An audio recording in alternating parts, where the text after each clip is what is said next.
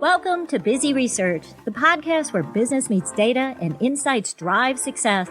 I'm your host, Vicki McCarthy, Director of the Center for Applied Business Research at Austin Peay State University. On this podcast, we get busy learning about how applied business research can improve business decision-making. Welcome to another episode of Busy Research. In today's episode, we're diving into the vibrant Christian music scene of Nashville, Tennessee. Known as Music City, Nashville is a powerhouse in the music industry, from country to rock, blues to bluegrass, and Christian music. Joining me today is the President and General Counsel of Daywind Records and Vice President of New Day Christian Distributors, Ed Leonard. Ed also manages Daywind Soundtracks, a leader in the performance track industry that offers over 6,000 titles spread across all genres of Christian music. Welcome to Busy Research, Ed. Thank you so much for having me. It's great to talk with you. Can you share a little bit about your background and how you got started in the Christian music scene? Sure. It's been an interesting journey. My mom actually started the company 43 years ago as a distribution company for Christian music. She later expanded that into a record label and a publishing company and a soundtrack company. Soundtracks are what people sing to in church when there's no live band, and was able to build a great network of Christian retail stores and provide them with products, and is still going strong today. So I joined after college and 6 years in banking in Chicago, basically at the request of my mom. She said, it's getting so big, I just can't really handle it in leadership just with myself anymore. Would you consider coming down and helping me out? And so it's tough to say no to your mom. Plus, I think the marriage of business and faith that happens in a Christian company, or a company that is providing Christian products or services, is something rare that you get to do, to kind of explore, your love of your faith, but also your love of business. Wow. And I love that, how you are able to do that, live the holistic combination of your faith and the business aspect. And you mentioned that, your mom started the business and that it's not just a record label, but it was actually a publishing company and distributing the soundtracks. What would you say is the biggest part of the business right now? Probably the biggest part of the business is still, from a revenue perspective, is still the distribution side of things. With the advent of streaming in the music world, however, physical sales have deteriorated a bit. It's now 15% of total revenues as an industry, as a music industry, and streaming represents pretty much the other 85%. So with physical down, we're shifting away from music. We still are kind of the last man standing in physical music distribution. We sell CDs, we sell USB drives, we sell vinyl to Christian stores and other types of stores, as well as to artists. But our focus on the distribution side has shifted to toys, gifts, games, Bibles, books, anything that a Christian store would carry. And we'd always focused on that, but with music becoming less and less physical, we found it very valuable to our stores that we deal with, that we started branching out into other areas where people can explore their faith. Well, and as part of the Christian music industry and Daywind Records, can you kind of share with our listeners the mission and vision first behind Daywind Records, and then as well as part of the New Day Christian Distributors? Like, how does that, how do they kind of merge together, the vision and missions behind both of those parts of your business? So it's funny, I don't know that we necessarily, or that my mom necessarily got into the label and the publishing side of things um, initially at least, for any other reason other than providing the distributor with something else that they could sell to stores that she controlled. It's very difficult when you're a distributor. The margins are thin, and if you don't own your own product in some form or fashion, you're at risk of that product either going away or being distributed, signed for distribution by somebody else. And therefore, I think that it was a wise move of hers to integrate this company vertically, is what she did.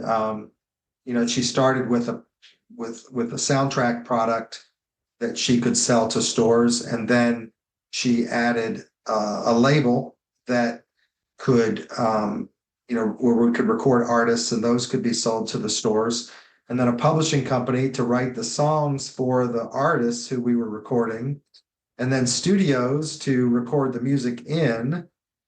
We do manufacturing as well so that we can control our inventory. We have a nonprofit called the Daywind Music Foundation that has a 24/7 internet radio station, so we can market the music better and can control kind of what people hear out there coming from our company. And those things have just, along with several other kind of initiatives, have really vertically integrated the company, but also diversified it across different revenue streams in the Christian world. Now, what's interesting about that is that, her mission at the very beginning was to serve Christian retail, end stop. She, however, found a lot of joy and a lot of passion in working with artists to create new works and in helping them to build their careers.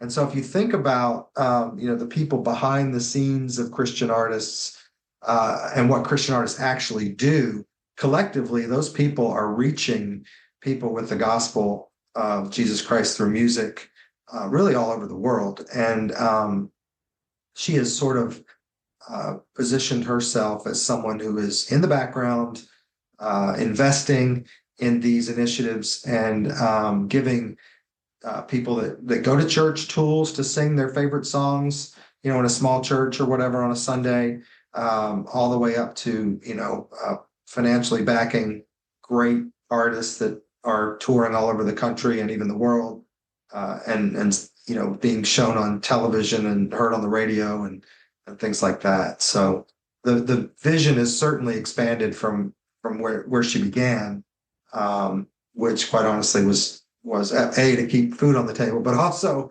to serve Christian retail.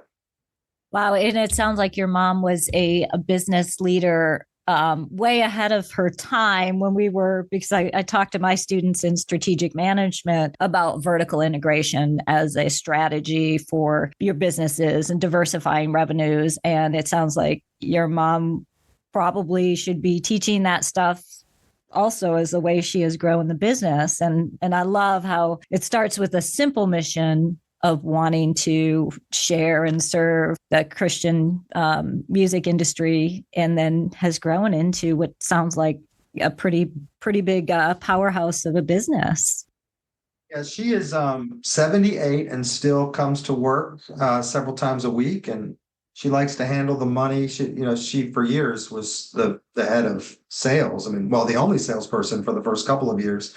And hearing her talk on the phone was quite amazing. Just the way she could build relationships with people, and then she would resource whatever they would talk about. Like if they needed a particular piece of sheet music, or if they needed to get one place where they could buy music from the major labels that were doing Christian music, she would go out and source that stuff and deliver it to them. So kind of on her own, really, to start out with. But it has since grown.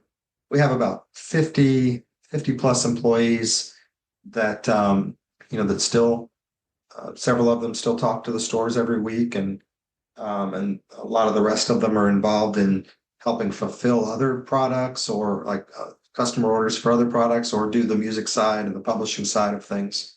Well, and as technology has advanced since the beginning of when your mom started the business, how have you seen it shape and change the business environment? Well, it certainly drives everything in the music business now. When she started, I believe they were making music available on cassettes. 8 tracks had just gone by the wayside. They were still doing vinyl. Technology brought us into the CD age, and then into the what I would call the great abyss of Napster, where people were taking music as they wished and uploading it, downloading it, all for free. To Apple Music creating the first download store, and then to the streaming companies finding a way for people to access music easily, 24/7, all around the world, but for very little remuneration back to the creators, just because of the economics of it. It's a subscriber-based system with a new technology that had a lot of upfront costs, and we're in this transition period now where we've got to get the streaming companies to pay their fair share to the labels, the artists, and the writers and publishers of the music that they make their money off of. So it's a bit of a challenge, but it's also made music more accessible than ever. And for that we can be thankful, or at least eventually thankful, because it is, now you're back to I don't know what music you loved growing up, but now you're kind of back to the model of the 50s and 60s, where it's the song and not the album that matters, or that people consume the most. The albums are great, but they're really just a collection of songs now on streaming platforms, as opposed to a piece of product that someone would buy and consume and listen to over and over again, and get to know the artists and get to know the themes behind the album that was crafted for a particular purpose and for a particular passion. On the distribution side, of course, technology, we're doing has impacted us a lot, in that we used to be a very on the phone, talking to people, sales driven organization, and now a lot of that communication is done via email, and them surfing our websites for product information and things like that, even placing orders on the website, as opposed to placing orders with their sales representative on the phone. So it's changed it dramatically. I think it's hard for my mom to understand. She wants a high touch environment, where people are talking to their customers on the phone, but it's oftentimes much more efficient to do for the stores and for us, honestly, to make those transactions happen in the easiest way possible.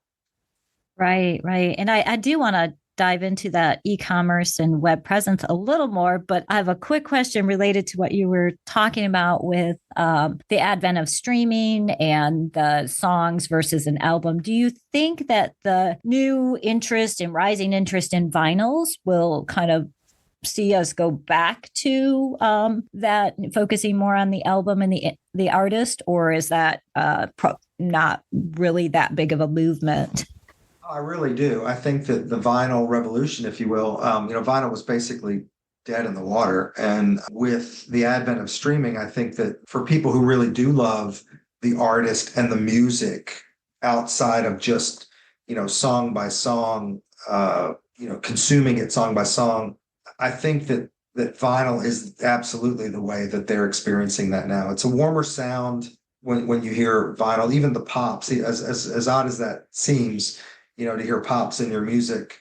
It just is it's like having a cup of coffee on a Sunday morning, or just sitting around having a great conversation with a friend. I mean, the vinyl experience truly is different from the experience that you have streaming music, for me anyway. And I think for a lot of people, I think that is the way that people can collect the works of their favorite artist. And the music industry has made it exciting because they brought out older albums with better quality vinyl pressing and mastering, even up to and including the original, posters that came with the vinyl.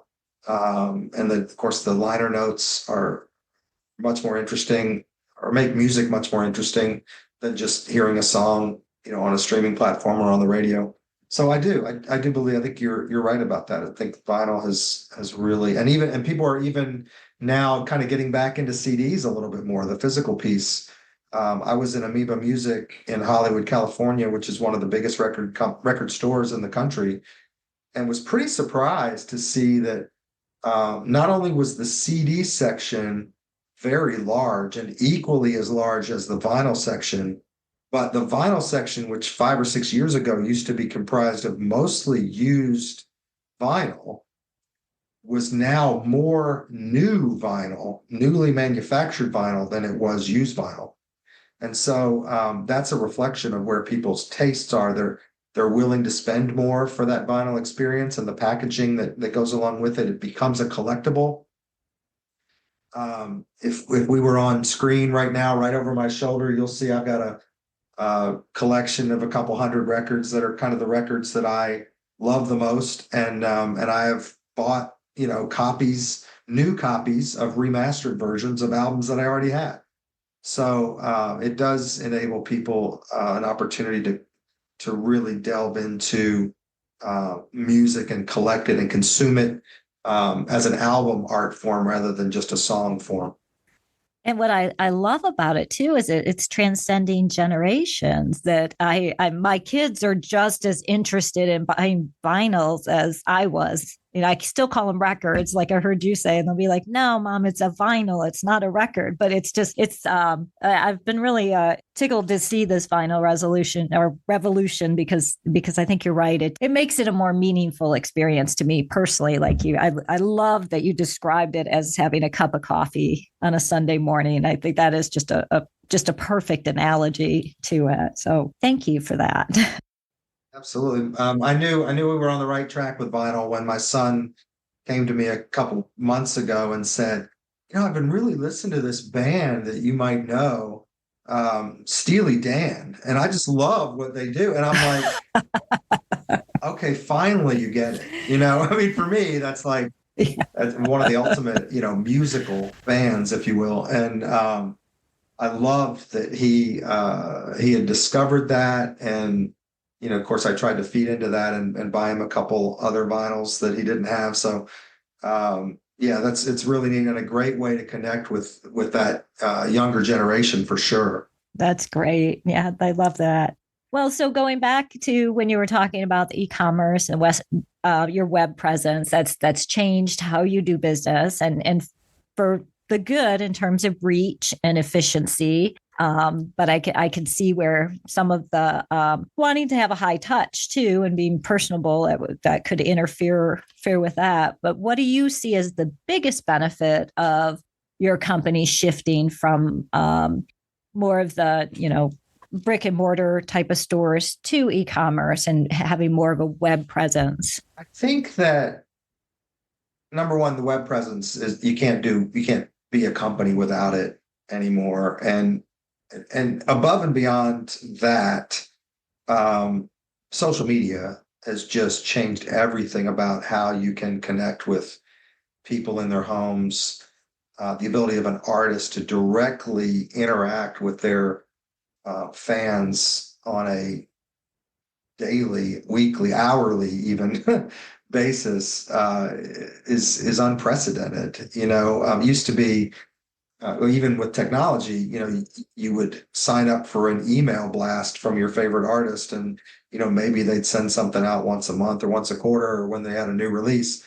Now they're posting several times a day sometimes, like if they have a new release coming up or something big's going on. And I think the ability to be connected with them is a vast improvement over what we've had, either having to show up at concerts, once in a while to see the artist, or maybe even get to meet the artist, or waiting for an email or visiting their website, something that's not very interactive.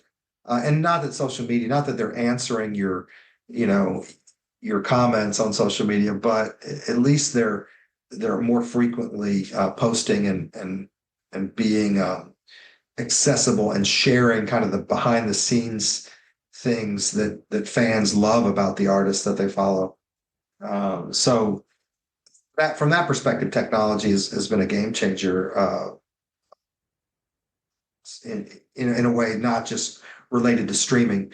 But going back to the distribution model, anytime you make it easier for somebody to do anything, that is a win, I think. And the ability of our stores to order online, to pick what they want when they want. They can shop our distribution company, at 3 a.m. on a Saturday morning and get what they want, shipped out, Monday or whatever, whenever the order process is through, is amazing. And our music can be available 24/7 to anybody in the world.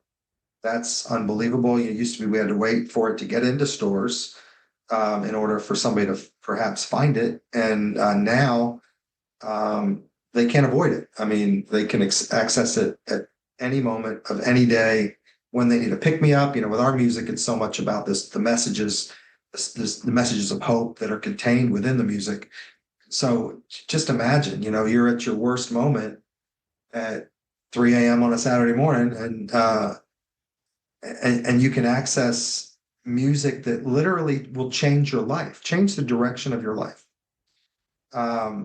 It's unbelievable, really, what technology has brought to the experience and the accessibility.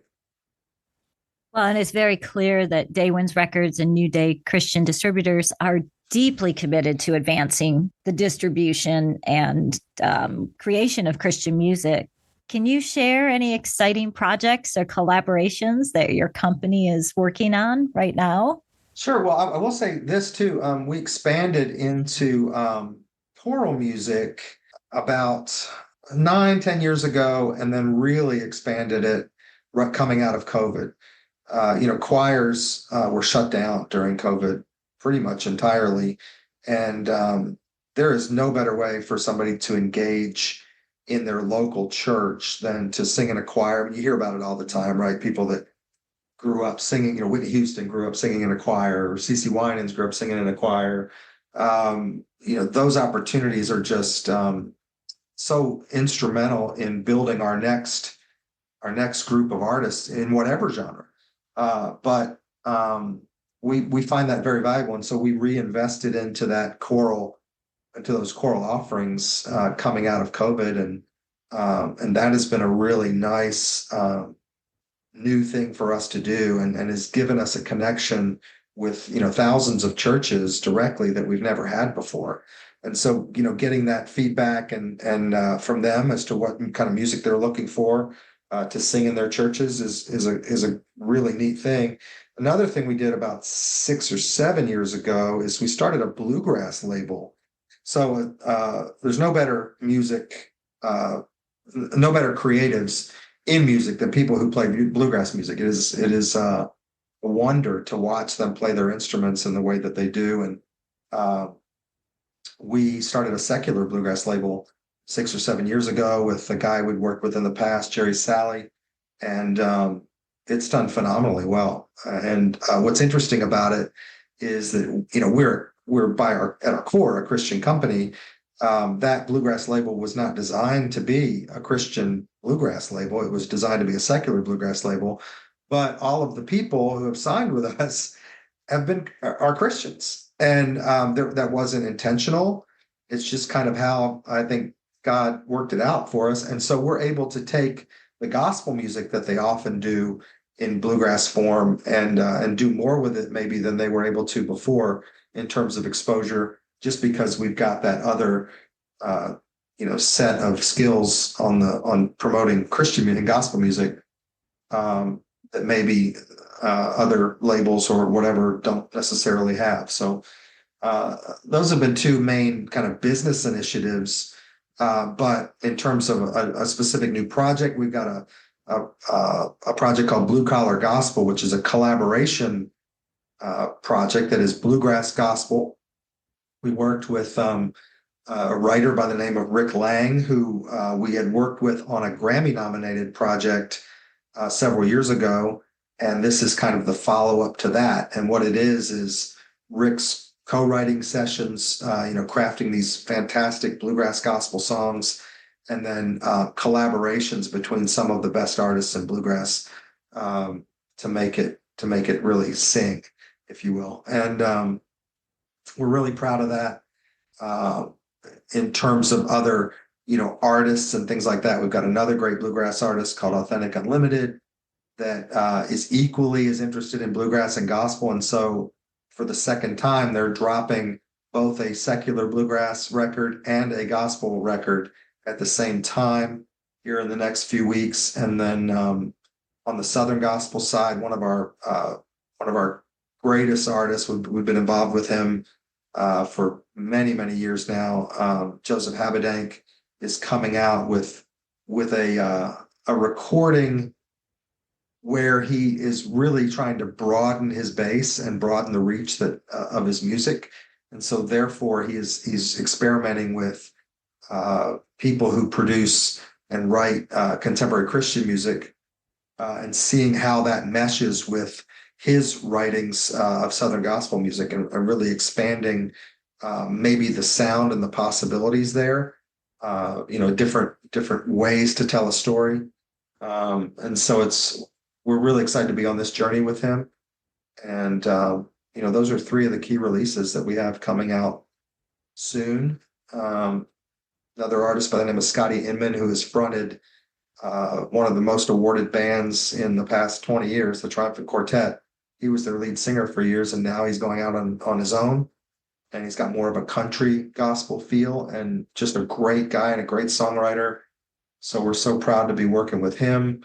And, really, there's just if you had said this to me, asked me that question any given month, I would go on and on about the 3 or 4 things that we're putting out this month that we're so proud of and so blessed to be a part of. Wow, that is really exciting, all of the projects that you've got going on. And it's clear that both Daywind Records and New Day Christian Distributors are at the forefront of shaping the future of Christian music.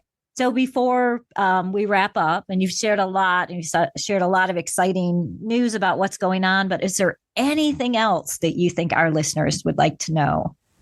I want to say that that the music is very healthy and across genres.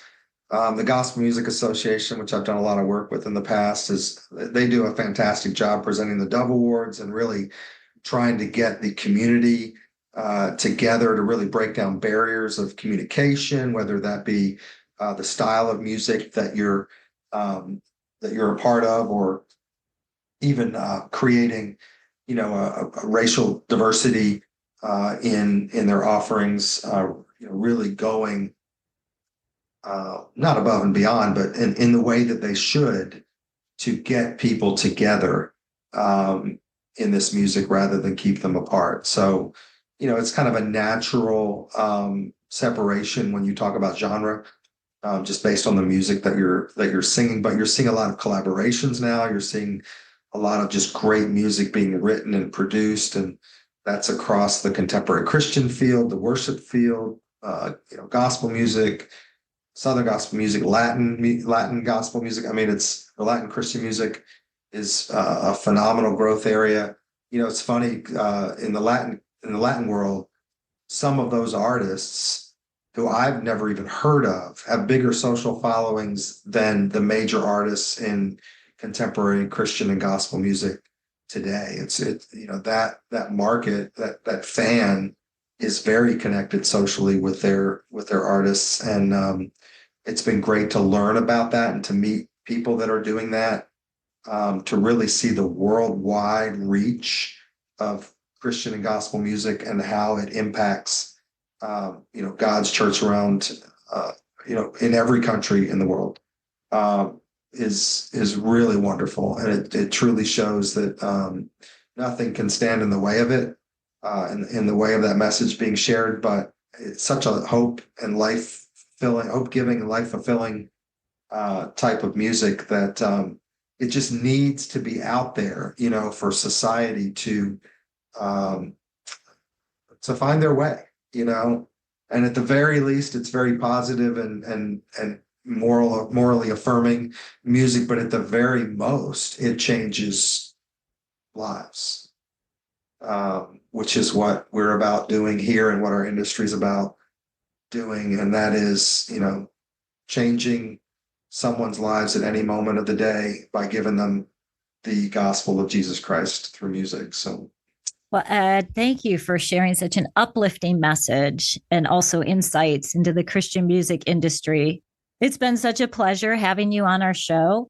If our listeners want to learn more about Daywind Records and New Day Christian Distributors, where should they go?